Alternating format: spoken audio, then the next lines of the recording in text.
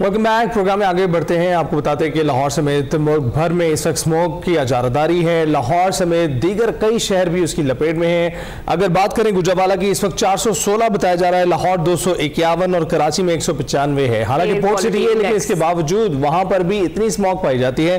पूरी तरह से स्मोक ने अपने काबू में किया हुआ है और सख्त इकदाम जो है पंजाब हुकूमत तो कर रही है इससे जूझने के लिए, और तिब्बी माहिरीन भी मुसलसल खबरदार कर रहे हैं कि बच्चे मास्क पहने और फेफड़ों, सांस और दिल के अमराज में वो मुब्तला हो रहे हैं। अफराद बुजुर्ग जो हैं वो खुली फजा में ना जाएं। इस वक्त हम सबका ताउन ही इस मुश्किल से निजात दिलाने में सबसे अहम किरदार अदा कर सकता है। इसी पर हमने बात करनी है और हमारे साथ बात करने के लिए मौजूद है डॉक्टर मोहम्मद इरफान मलिक, पल्मोनोलॉजिस्ट हैं, प्रोफेसर हैं। और इनके हवाले से एक बात आपको पहले बताता चले कि ये रॉयल कॉलेज ऑफ ग्लासगो के इंटरनेशनल एडवाइजर भी तकर्रर कर दिया गया है इनका।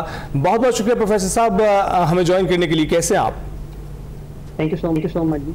अल्हम्दुलिल्लाह, आप सुनाइए क्या हाल है? अच्छा, अल्हम्दुलिल्लाह। डॉक्टर साहब, सबसे पहले अगर हम बात कर रहे हैं खुसूसी तौर पर स्मॉग की, तो लाहौर में तो है स्मॉग का राज। पंजाब के दीगर शहर भी ऐसे हैं जो इससे बहुत ज़्यादा मुतासर हो रहे हैं। एयर क्वालिटी इंडेक्स अगर 300 तक जाता है, ये कितना अलार्मिंग है? ये लाहौर में कभी 300, कभी 251 इधर तक रह रहा है। लास्ट ईयर हमें याद है कि इससे भी ज़्यादा वर्स हुआ था। ये इस वक्त की जो सिचुएशन है वो कितनी अलार्मिंग है?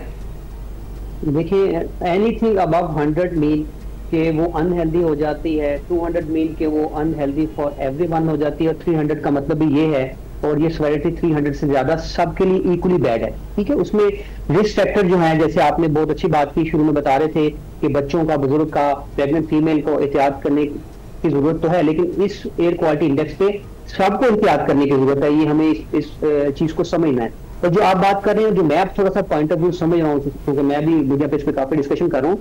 हम लोग शायद 1000 को एयर क्वालिटी इंडेक्स जो है ना वो समझ रहे हैं कि वो होता है तो एयर क्वालिटी इंडेक्स पूरा होता है, लेकिन air quality index above 100 is unhealthy, above 200 is unhealthy for everyone. तो ये याद रखें कि इस वक्त हम 300 से ऊपर चल पड़े हैं और ये स्टार्ट हो गया। अगर आप इसका पैटर्न देखें, पिछले एक वीक में ये ऑन राइज है दोबारा, जैसे हम यूजुअली देख रहे हो। बिल्कुल। तो प्रोफेसर साहब ये भी बताइएगा कि जो पर्टिकुलर मैटर जो साइज बताया जाता है 2.5 बताया जा रहा है, और कहा जाता है कि जितना बड़ा होता है उतना ही ये नुकसानदेह नहीं होता है, जितना छोटा होता है उतना नुकसानदेह होता है। तो 2.5 को किस तरह से देखा जाए?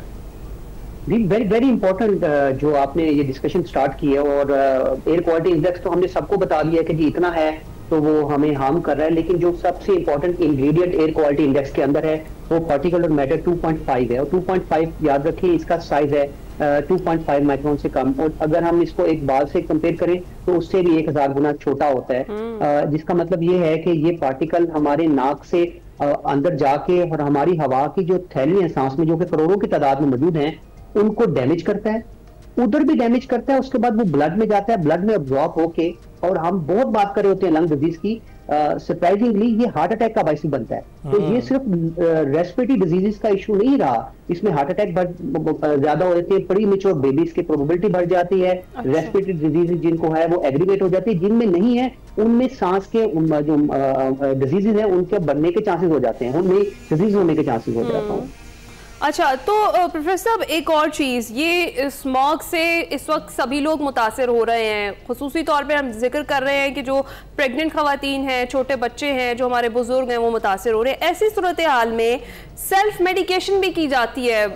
हम में से बहुत सारे लोग ऐसे हैं जो सेल्फ मेडिकेशन ही करते हैं। हमें नहीं पता होता कि हम स्मॉग से मुतासर हुए हैं या कोई ये आया वायरल इन्फेक्शन है, कोई बैक्टीरियल इन्फेक्शन है। ये कितना खतरनाक साबित हो सकता है? और अगर आप इससे मुतासर हुए हैं, आपको फील हो रहा है कि आपका गला हल्का हल्का खराब हो रहा है या आपको सांस लेने में दुश्वारी हो रही है, तो आपको फौरी तौर पर करना क्या चाहिए? देखिए, अनदर इम्पोर्टेंट इशू है ये जो सेल्फ मेडिकेशन। अनफॉर्चुनेटली इसको जितनी दफा हम बात करेंगे उतना ही शायद हम अपनी कौम की हैबिट को चेंज कर सकें। और बदकिस्मती से सेल्फ मेडिकेशन का मतलब सिर्फ कोई एंटी एलर्जी लेना नहीं है, हम एंटीबायोटिक भी as a self medication use करते हैं। और 2030 में एक्सपेक्टेड ये है कि हमारी कोई 50 लाख पॉपुलेशन जो है वो एंटीबायोटिक रेजिस्टेंस उनकी डेथ हो सकती है। तो ये तो लम्हा फिक्री है हम सब के लिए कि हमें कोई भी मेडिसिन जो है वो डॉक्टर से पूछे बगैर यूज नहीं करनी चाहिए।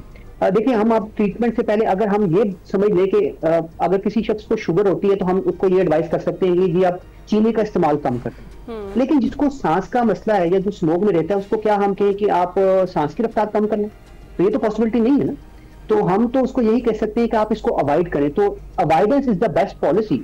तो अवॉइडेंस के लिहाज से उसको मास्क पहनना, जो कि आप लोगों ने अच्छी तरह बता दिया। जो दूसरी इंपॉर्टेंट चीज है जिसको इग्नोर किया जाता है, वो आईज को भी कवर करना चाहिए, बिकॉज इसकी अब्जॉर्प्शन आंखों से भी होती है। आंखों में इरिटेशन स्टार्ट होती है, आंखों से भी अब्जॉर्प्शन होती है। तो ये दो चीजों को आपको अवॉइड करना है। जहां तक बात रही कि जब ये स्टार्ट हो जाए, तो जब ये स्टार्ट हो जाए और आपको अगर रेस्पिरेटरी कोई डिजीज नहीं है, तो आप सूदिंग चीजों के लिए I will allow you people कि आप कावा ले सकते हैं, आप कोई ऐसी चीज ले सकते हैं, जैसे सूप ले सकते हैं जो आपको लोकल इफेक्ट करेगी, क्योंकि फिर ये नेचुरल रिस्पॉन्स इसको चाहिए होता है। तो एक आध एंटी एलर्जिक आप ले सकते हैं।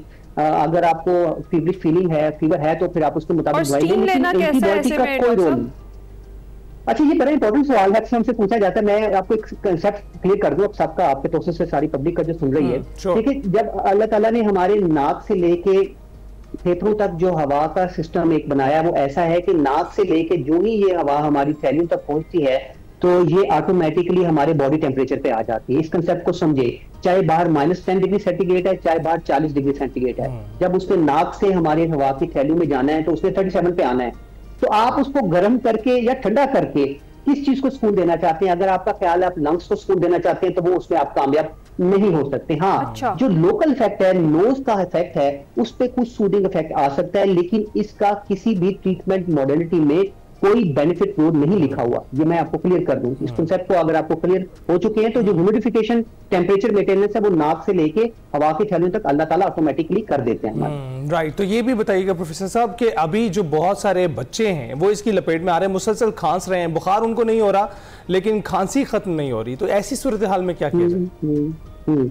देखिए, अगर तो ये बार बार इनको इस मौसम में हो रहा है, तो फिर तो आपको एक खतरे की घंटी बज जाती है। इसका मतलब है कि आपको बच्चे को कोई ना कोई एलर्जी, या जिसको हम आम जुबान में दमा कहते हैं, ये हो सकता है। और अगर ऐसा है तो उसकी मेडिसिन स्टार्ट कर दें। अगर उसकी मेडिसिन स्टार्ट करेंगे तो इसकी फ्रीक्वेंसी, इसके होने के चांसेस कम हो जाएंगे। और एक इंपॉर्टेंट चीज, आप जिन लोगों को हाई रिस्क ग्रुप है, उनको प्लीज फ्लू की वैक्सीनेशन जरूर लगाएं, क्योंकि फ्लू जो है वो गेटवे है, जुकाम गेटवे है अदर इन्फेक्शन के लिए। और फ्लू की वैक्सीनेशन हर शख्स को लग सकती है, नमूनिया की अबव 60 लग। बिल्कुल ठीक है, और ये बहुत जरूरी है। बहुत डॉक्टर मोहम्मद इरफान मलिक साहब हमारे साथ मौजूद थे और स्मॉग से हम सब मुतासिर हो रहे हैं, किस तरीके से बचाव करना है वो बता रहे थे, और अपनी आंखों और अपने चेहरे को कवर करके बाहर निकले जब भी आपने बाहर निकला। ये सबसे पहली एहतियात है जो आप कर सकते हैं। अभी हम जाएंगे ब्रेक पर।